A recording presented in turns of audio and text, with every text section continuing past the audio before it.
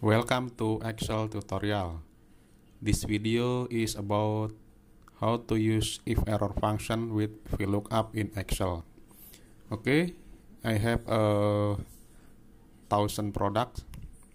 I will fill in the discount column with several types of discount. All products have 3% discount except for special discount. Except for special product. How to fill it? Let's do it. First, use VLOOKUP. Then product name.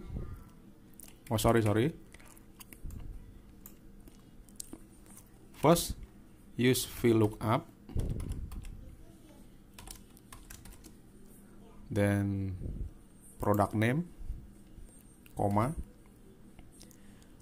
Then select the special product tabel. F4, comma 2, 1, 2, then comma 0. Enter. This one 5%. Okay, I will copy it. This is not available because there is not in this special product. So let's combine with if error function. Okay, we will edit it. Type if error, then directly to the end of this formula,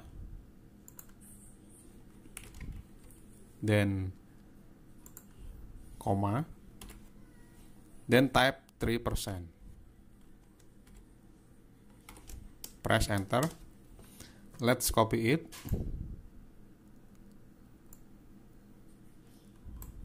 That's okay. Thank you for watching and don't forget to subscribe. Thank you.